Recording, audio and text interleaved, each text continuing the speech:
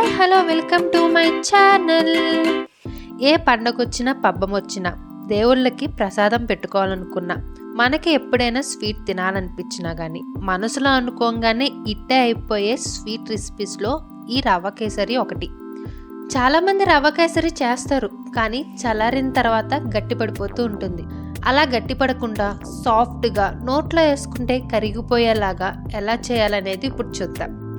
First stove మీద pan పెట్టి అందులో 2 టేబుల్ స్పూన్ నెయ్యి వేసి అది వేడయ్యాక జీడిపప్పు కిస్మిస్ వేసుకోవాలి. అవి వేగిన తర్వాత అందులో 1 గ్లాస్ బొంబాయి రవ్వ వేసి లైట్ గోల్డెన్ షేడ్ వచ్చేంత వరకు రవ్వను వేయించుకోవాలి.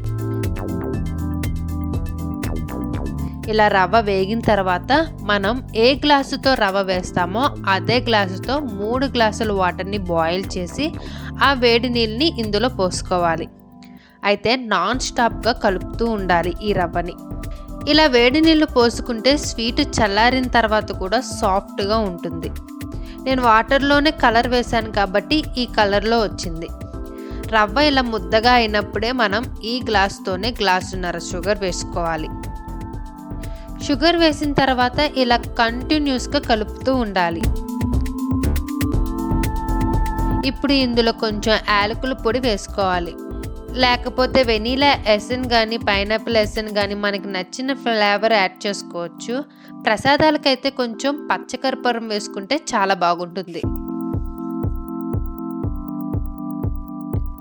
స్వీట్ ఈ రకంగా వీడియోలో చూపించినట్టుగా ఫామ్ అయినప్పుడు స్టవ్ ఆఫ్ చేసుకొని లాస్ట్లో 1 స్పూన్ నెయ్యి వేసుకోవాలి.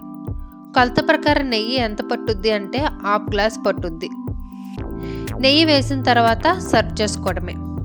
అంతేనండి, చాలా సాఫ్ట్గా నోట్లో వేసుకుంటే కరిగిపోయేలాగా తినే కొద్దీ తినాలనిపించేలాగా ఈ రవ్వ కేసరిని ఇలా ప్రిపేర్ చేసుకోవచ్చు. మీరు కూడా ట్రై చేసి ఎలా ఉందో కామెంట్ చేయండి. నా వీడియో నచ్చితే లైక్ చేయండి, షేర్ చేయండి, సబ్స్క్రైబ్ చేసుకోవడం మాత్రం మర్చిపోమాకండి.